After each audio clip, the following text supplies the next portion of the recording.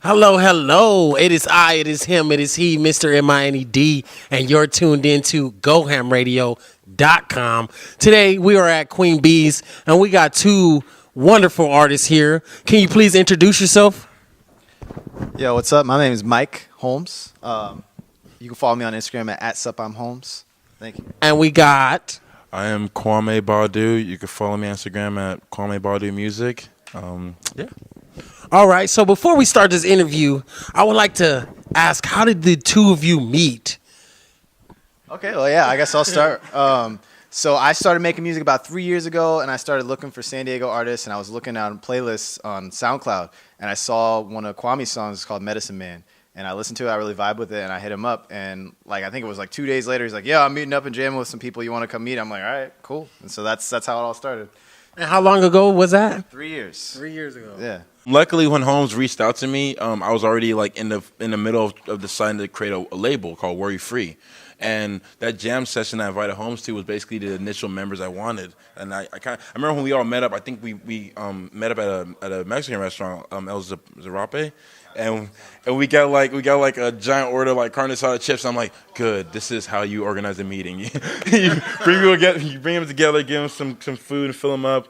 And long story short, a lot of the members, things just didn't really work out so much. But Holmes is one of the surviving and original members. Now we got a whole new squad, whole new everything. But Holmes was one of the originals, and me and him we connected like no other. A lot of people on SoundCloud compare us to Outkast.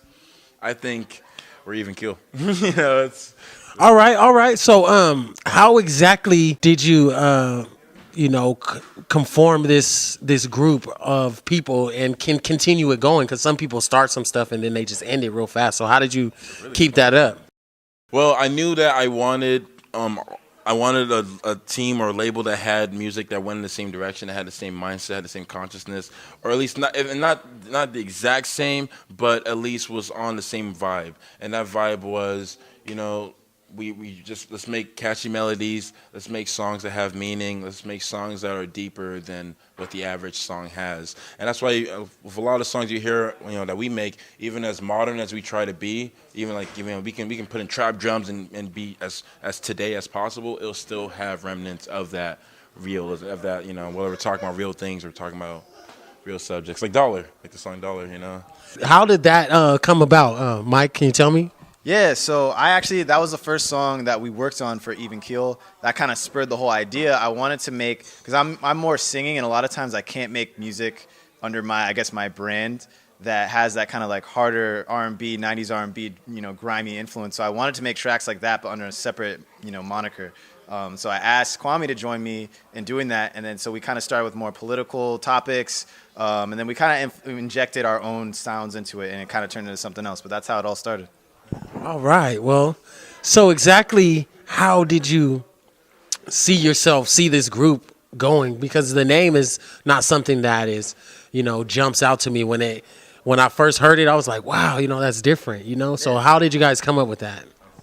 So Even Keel is it's level, it's even, and so we kind of balance each other on the stage. I'm very mellow, very relaxed. I'm definitely introverted, and Kwame is very hype, extroverted, and so we kind of balance each other out, and we all have that kind of mindset of just, keeping even and keeping our nose to the grindstone and keep making music. So that's kind of where it came about.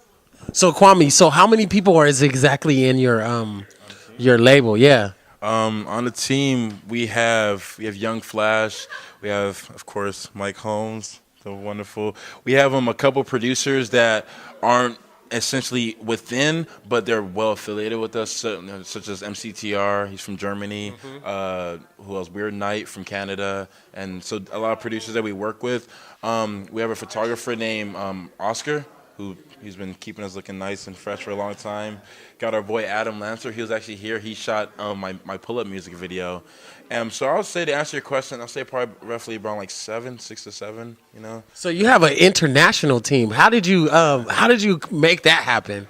That was just all through networking. Believe it or not, when I first did this, it was just me doing, I think Afton shows, having 3 or 4 people come at a time. My songs get 300 plays, and I ran into a guy named Il Nicky. Shout out to Il Nicky, and he really showed me that like because he was more emerging, but he had a full on team. He had a person for almost everything, and he kind of just sherpa'd me through the game and showed me the ins and outs and like, yo, if you're gonna do this, you gotta have a person who handles your this. Like for example, I got Diego. Diego's I would say is probably the newest member of Worry Free because he's like the person who like helped us get shows like this, and someone who basically makes it their sole job to just do this one thing, and that's what they love to do, and that way they don't have to be like. You don't have to do a whole bunch at once, and no one really does. We all take a little piece.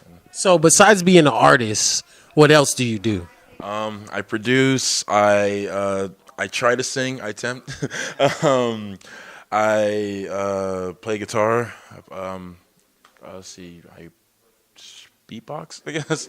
The little beatboxing over there. I like to animate. My passion and my heartfelt passion one day is I want to be an animator. I have a few cartoons ideas I'm working on, so hopefully down the line, you guys will be able to see those. I like to say I'm a heretic, which basically just means that I am a person who kind of like opposes like social norms and whatnot. At least try to be. All right, that's all right. That's what's up. And what are you besides an artist? Besides an artist, I guess I do graphic design, which is also art. I'm a server. I work at a craft beer bar. I love craft beer. I like photography. Have you ever? I'm on one man. My bad. Have you ever made beer? No, I have not made beer yet. Something I'm actually looking to do this year, though. So yeah. That's one of my 2019 goals. Right. Yeah. And you said you're a photographer. Anything else? Yeah, graphic design, photographer, singer, rapper, video editor. I try to just do a little bit of everything because, like Kwame said, it's easier when you have a team to do specific things. But when I first started, I kind of had to do all that stuff for myself. So. I was just working on it one at a time and kind of picked up an affinity for it. All right. So, can you tell us are you more of a rapper or more of a singer? That's a good question, and it probably will change, from week to week. I try to balance it, honestly. I don't know. I'd say both. I can't really say because some songs I feel a beat and I feel like it needs to be sung on, and then sometimes I just want to rap, and it's easier to express myself through rapping. I started off writing poetry when I was younger, so it's kind of easier to. Rap was kind of the next step, but I also like singing, so it's kind of both. All right, so before we get up out of here, I want to ask some important question. This is something that is basically based upon your level of music and the things that you guys. So who do you look up to in the music industry that has made you want to be either walk in their footsteps or, take that path? For me, definitely, like Childish Gambino. Is a huge influence for me because he's kind of like similar where he can sing or rap or do, you can do everything. And so I kind of look at that where it's like, if there's he does, directs, shows and all that kind of stuff. And that's kind of something that's cool because he just kind of just is an artist first, more so than, being pigeonholed into certain things. So I would say that's my number one influence. I really like Andre 3000, Frank Ocean. Yeah, those are probably like my top three. Like that's what I would go with. And Kwame, let me know. For me, it's going to be a little more weirder than Holmes' choice, but I have a really weird taste in music. I love the Bowie. I love David Bowie. Shout out to Starman. R.I.P. But I like to listen to the Rolling Stones. I love Kendrick Lamar. I love Talib Kweli. Rage Against the Machines. I have a very strange and out there. Everywhere. He's everywhere. If you're in my car, you're going to listen to a lot of just different genres that you did not expect to listen to. And yeah, I mean, that's why you shouldn't book me because I'm going to play what I want. It won't be what's hot though. Don't worry about that. But yeah, I like all that because I feel like those are the aspects of music that make me, because a lot of people, I feel like a lot of hip hop heads will come into hip hop with just a love for only hip hop. And I feel like the more you really integrate, and the more you really integrate all the other genres and all the other things. Like for example, rock and roll wouldn't be what it is without blues. Country wouldn't be what it is without blues.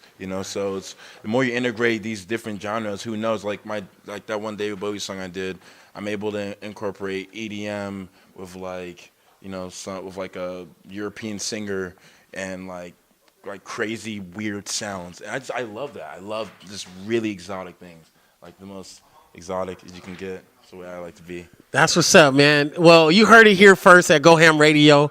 It is I, it is him, it is he, Mr. M-I-N-E-D. You're tuned into Go Ham Radio, and if you're not, anything less is uncivilized.